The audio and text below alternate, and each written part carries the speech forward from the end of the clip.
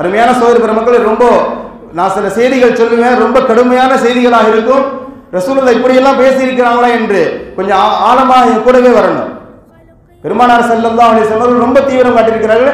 எந்த சூழ்நிலையிலும் ஒரு முஸ்லீம் யாருக்கும் ஒப்பாகுவதை ரசூலுல்லாஹ் எந்த இடத்திலும் விரும்பல. கொஞ்சம் கடுமையான வார்த்தை பெருமானார் பயன்படுத்துறாங்க. அபூதாவூத் ஷரீஃபுடைய 4031வது ஹதீஸ், அபூ சயீத் இப்னு உமர் ரலியல்லாஹு தஆலா அறிவிக்கிறாங்க, மன் தஷப்பஹ பிகௌமின் ஃபஹுவ மின்ஹும். யார் ஒரு சமூகத்துக்கு ஒப்பாகிறானோ அவன் அந்த சமூகத்தை சேர்ந்தவன் தான். அவன் திரும்ப தன்னை முஸ்லீம்னு சொல்லக்கூடாது. அதுக்கு அதான் அர்த்தம். அவனை மாதிரி நான் இருக்கிறேன், இவனை மாதிரி நான் இருக்கிறேன்னு சொன்னா அந்த கூட்டத்தில் அப்படியே போயிரு, நீ திரும்ப இங்க வராத. இங்க வந்து திரும்ப நான் என் பேர் அப்துல்லா, இப்ராஹிம், இஸ்மாயில் சொல்லி இஸ்லாத்தை அசிங்கப்படுத்தாது. அதான் அந்த வார்த்தையின் அர்த்தம். குறிப்பாக யஹூதி நஸ்ரானிகள் சம்பந்தமாக ரசூலுல்லாஹ் ரொம்ப கவனமா இருந்திருக்கிறாங்க. ஏன் இந்த வார்த்தையை சொன்னாங்கன்றது இன்னைக்கு நமக்கு புலப்படுது. இன்னைக்கு நம்ம பார்க்கிறோம். பொதுவாக யூதர்கள் நஸ்ரானிகள் இருக்கிறார்களே, இவர்களுக்கு அஹ்லு கிதாப்னு சொல்லுவோம். இவருடைய மைண்ட் செட் என்னன்னா, பொதுவாக தங்களுடைய கொள்கையில மற்றவர்கள் மீது திணிப்பார்கள். இது அவருடைய ஒரு பேசிக்கான விஷயம். எங்க இருக்கிறாங்களோ தன்னுடைய கலாச்சாரத்தை தான் அல்லாத வேறு கொள்கையுடையவர்களின் மீது திணிப்பதில் கை தேர்ந்தவர்கள். ஊசில ஏத்துற மாதிரி ஏத்துவாங்க. இன்னைக்கு இந்துத்துவா கொள்கை இந்தியாவில் செய்து இல்லையா, இதை சாப்பிடக்கூடாது அதை சாப்பிடணும், அது மாதிரி நிர்பந்தப்படுத்த மாட்டாங்க. நமக்கே தெரியாது விஷம் ஏறுறது, அப்படி ஊசில விஷம் ஏத்துற மாதிரி விஷம் ஏத்துவாங்க. அதனாலதான் ரசூலுல்லாஹி ஸல்லல்லாஹு அலைஹி வஸல்லம் அவர்கள் கொஞ்சம் கூடுதல் கவனம் செலுத்தி இருக்கிறார். தன்னுடைய கலாச்சாரங்களை அடுத்தவன் மீது திணிப்பதில் கை தேர்ந்தவன். இன்னைக்கு வெற்றியும் பெற்றுட்டான். அருமையான சகோதர பெருமக்களே, ஒன்று இரண்டு அல்ல, நிறைய சொல்லிக் கொண்டே போகலாம். இன்னைக்கு இந்த சமுதாயத்தில் பிறந்த நாள் கொண்டாடப்படுகிறது. யாருடைய கலாச்சாரம்? பெரும்பாலும் கொண்டாடப்படுகிறது. அதாவது இன்னைக்கு பிறந்த நாள் கொண்டாடக்கூடாது, கேக் வெட்டக்கூடாதுன்னு யாரும் விரும்பல. வெட்டுறது வெளியே தெரியக்கூடாது, கண்ணு காணு, இன்னும் நமக்குள்ளேயே வெட்டிக்கணுன்ற மைண்ட் செட் தான் இன்னைக்கு பரவலாக இருக்கு. இன்னும் சில பேர் அதை வெளிப்படுத்துறதெல்லாம் பார்க்கிறோம். அதாவது மறைமுகமாக விட்டவங்களை கூட மன்னிச்சிடலாம், பயந்து செய்யறான்ட்டு. சில பேர் அதை வாட்ஸ்அப் ஃபேஸ்புக்கில் போடுறாங்க பாருங்க, பிறந்த நாள் கொண்டாட்டம்லாம் அல்லாஹ் பாதுகாக்கணும். ரொம்ப சர்வசாதாரணமாக இந்த உம்மத்தில் இருக்க ஒரு பெரிய வியாபாரி மண்டபம் பிடிச்சு பல 100 நபர்களுக்கு விருந்து வைக்கிறார், கேக் கட் பண்றாரு. என்னங்க இது? இல்லை, நம்மளோட இருக்கோம் எல்லாமே நான் முஸ்லீம்ஸ் எல்லாம் கொண்டாடுறாங்க, அவங்களோட இருக்கணும்ல, சேர்ந்து வியாபாரம் பிசினஸ் பண்ணணும்ல. இப்போ அவன் வெட்டுறா, நீ கூப்பிடுறாங்க, போறீங்க, சாப்பிட்றீங்க, வாழ்த்து சொல்றீங்க, அது வேற, அது அவனுடைய மார்க்கம். அவன் செய்யறான், நம்ம செய்ய முடியாதுல்ல. இப்படி எல்லா வியாபாரிகள் கிளம்பின என்ன ஆகுறது இல்லையா? சென்னையில் ஒரு ஃபேமஸான ஒரு ஹஜ் உம்ரா சர்வீஸ், பிரபலியமான ஹஜ் உம்ரா சர்வீஸ், ஒரு பெரிய மண்டபம் முடிச்சு பெரிய விருந்து வைக்கிறார். அவர் பொழப்பே ஹஜ் உம்ரா நடத்துறது. அவருக்கும் இந்த பிறந்த நாளுக்கு என்ன சம்பந்தம் தெரியல. எல்லாம் கொண்டாடுறாங்க, இந்த உம்மத்து கொண்டாடுது. எல்லாம் கொண்டாடுறான், இன்னைக்கு இந்த உம்மத்து கொண்டாடுது. கண்ணியமான சகோதர பெருமக்கள், அல்லாஹ் பாதுகாக்கணும். நிறைய விளக்குங்கள். பொண்டாட்டி ஆசைப்படுறா, மனைவி கோபப்படுறா, மனைவி நேசிக்கிறான், எல்லாத்தையும் செய்ய முடியாது இல்லையா?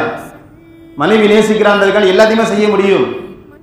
ஒருத்தர் என்னுடைய உறவினர் தான், தூரத்து உறவினர், ஸ்டேட்டஸ் வச்சிருக்காரு, குழந்தை கேக் கட் பண்ற மாதிரி. என்னாச்சுன்னு கேட்டேன். அண்ணன் கூப்பிடு. என்னங்கண்ணே இப்படி பண்றீங்கன்ட்டு. இல்ல, மனைவி ஆசை. ஒரே பதில் தான் எல்லாமே. பெரும்பாலும் நம்ம இதெல்லாம் பண்ணிட்டா நம்ம சொல்ற ஒரே பதில், மனைவி ஆசைப்படுறா, பிள்ளை ஆசைப்படுறா, ஒரு வயசு வரைக்கும் தானே. அவர் கொஞ்சம் வித்தியாசமா சொன்னார். இல்ல, அவருடைய நண்பர்கள் ஃப்ரெண்ட்ஸ் பூரா கேக் கட் பண்றாங்க, நான் முஸ்லீம்ஸ். இப்போ இந்த பொண்ணு சொன்னா, நான் வேணான்னு சொன்னேன். இல்லப்பா அல்லாஹ் அடிப்பான்ட்டு. அவன் அல்லாஹ் தப்பா நினைக்க கூடாதுல்ல. அவர் என்ன யோசிக்கிறார்? அல்லாஹ்வை காப்பாத்துறார். அல்லாஹ், அந்த குழந்தை அல்லாஹ்வை தப்பா நினைக்க கூடாது, அதனால கேக் கட் பண்ண. எப்படிப்பட்ட ஒரு சிந்தனைகளை பாருங்க. இவர் அல்லாஹ்வை காப்பாத்துறார். அந்த குழந்தை அல்லாஹ்வை தப்பா நினைச்சிடக்கூடாதுன்றதுக்காண்டி நான் அந்த கேக் கட் பண்ண அனுமதி கொடுத்தேன் என்பதாக இப்படி பல விளக்கங்கள். கண்ணியமான சகோதர பெருமக்கள், கொஞ்சம் ஆழமாக சிந்திக்கணும். இது மாதிரி நிறைய செய்திகள், ஒன்று இரண்டு அல்ல, நிறைய. இந்த திருமண நாள், வெட்டிங் டே செலிப்ரேஷன், அல்லாஹ் பாதுகாக்கணும். அதாவது வெஸ்டர்ன் கல்ச்சர்ல கொண்டாடுறான அவனுடைய கேரக்டர் அப்படி. அதிகபட்சம் ஒரு கணவன் மனைவி 2 வருஷம் 3 வருஷம் சேர்ந்து வாழ்வாங்க. அவனுக்கு ஒரு அக்ரிமெண்ட், 2 வருஷம் 3 வருஷம் சேர்ந்து வாழ்வாங்க. ஒரு காஃபி ஷாப்ல பிரிஞ்சிடலாமான்னு கேட்பாங்க, சாதாரணமாக கை கொடுத்து பிரிஞ்சிருவாங்க. இப்போ அவன் பர்த்டே வெட்டிங் டே கொண்டாடுகிறான்னு சொன்னா அவனுடைய அதிகபட்சம் ஒரு மனைவியோட 2 வருஷம் 3 வருஷம் வாழுவான். அவனும் விரும்ப மாட்டான், ஒரு ஆணோட ரொம்ப வருஷம் நீண்டு வர்றது விரும்ப மாட்டான். இப்போ அவனுடைய கல்ச்சர் அப்படி பண்றானா பரவாயில்ல. இன்னைக்கு இந்திய சமூகத்தை பொறுத்த வரைக்கும், முஸ்லீம்களை விடுங்க, இந்திய சமூகத்தை பொறுத்த வரைக்கும் 60ஆம் ஆண்டு கல்யாணம்லாம் கொண்டாடப்பட்டு வருது இல்லையா? 40 வருஷம் 50 வருஷம் ஒரே மனைவி ஒரே கணவன் வாழ்ந்து கொண்டு இருக்கிறோம். இந்த உம்மத்திலையும் இன்னைக்கு அல்லாஹ் பாதுகாக்கணும். வெட்டிங் டே ரொம்ப சர்வசாதாரணமாக இருக்கு. அதுக்கு அதை ஞாபகம் வச்சுக்கலாட்டி பெரிய பிரச்சனையாக போயிடுது மனைவிமார்களுக்கு மத்தியில். அதை ஞாபகம் வச்சுக்கலன்னு சொன்னால் அதுக்குன்னு ஒரு கிஃப்ட் அன்பளிப்பு வாங்கி கொடுக்கல, அதை விஷ் பண்ணலன்னு சொன்னால் அது பெரிய ஒரு பஞ்சாயத்தாகவே போயிடுது. கண்ணியமான சகோதர பெருமக்களை, நமக்கு தெரியல. பெரும்பாலும் இந்த கல்லூரி படிக்கக்கூடிய நம்முடைய வீட்டு பிள்ளைகள்கிட்ட கேட்டு பாருங்களேன், இதெல்லாம் பெரிய எக்ஸ்பெக்ட் பண்ணி வச்சிருக்கிறாங்க. விவாகரத்துக்கு காரணமாக அமையுதுங்க. சில விவாகரத்திற்கு இதெல்லாம் காரணமாக அமையுது. என்னுடைய கணவர் என்னுடைய பர்த்டேவே ஞாபகம் வச்சுக்கல, என்னுடைய திருமண நாள ஞாபகம் வச்சு எனக்கு வாழ்த்து சொல்லல, எந்த விதமான கிஃப்டும் கொடுக்கல, அதனால பிரிகிறேன், வேற பெண்ணோடு இவருக்கு அஃபர் இருக்குமோன்னு யோசிக்கிற மாதிரி பெண்கள் இருக்கிறாங்க. கணவன் தன்னுடைய பிறந்த நாளை ஞாபகம் வச்சுக்கல, தன்னுடைய கல்யாண நாள் ஞாபகம் வச்சுக்கலன்னு சொன்னா அந்த கணவன் வேற வேற பெண்ணோடு தொடர்பில் இருக்கிறானோன்னு சந்தேகப்படுற அளவுக்கு இன்னைக்கு சமுதாயத்தில், குறிப்பாக இளம் சமுதாயம் சீரழிந்து வருகிறது.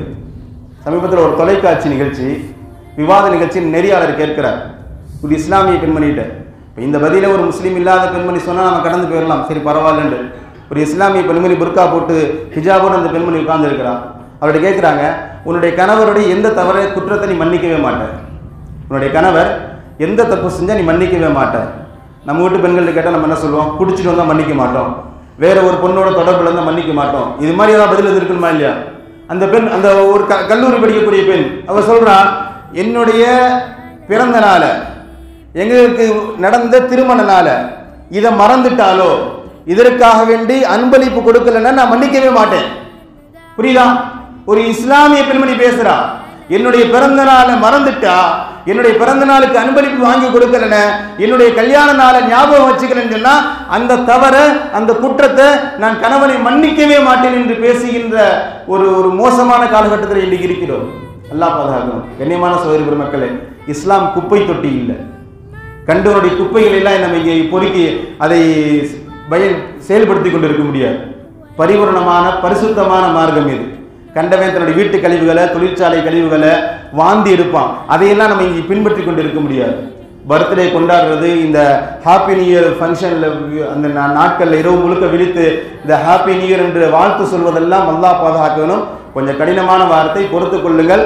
அடுத்தவனுடைய வாந்தியை சுவைப்பதற்கு சமானம்.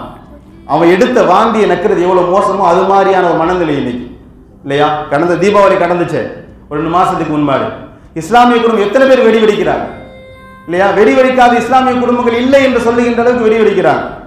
கடந்த ஜும்மாவில் தீபாவளி ஒட்டி பேசும்போது வெடி கலாச்சாரத்தை பற்றி கொஞ்சம் கடுமையாக பேசினேன். பயான்லாம் முடிஞ்ச பிறகு நம்முடைய நண்பர் தான் சும்மா ஜாலியாக தான் கேட்டார், ஹஸ்ரத் இவ்வளோ பேசுறீங்களே, நீங்கள் வெடி வாங்க மாட்டீங்களான்னு கேட்டார். புரியுதா? அவர் பயான் மட்டும் பண்ணுறாரா இல்லை வீட்டில் நமக்கும் வெடி வெடிக்கிற அளவுக்கு ஒரு பையன் இருக்கிறானா? சரி நீங்கள் முதல்ல வாங்குவீங்களா, கன்ஃபார்ம் பண்ணிக்கிறார்.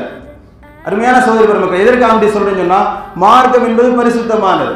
எந்த காரணத்தை சொல்லியும் எதற்காக நம்ம யாரையும் பின்பற்ற வேண்டிய அவசியம் இல்லை.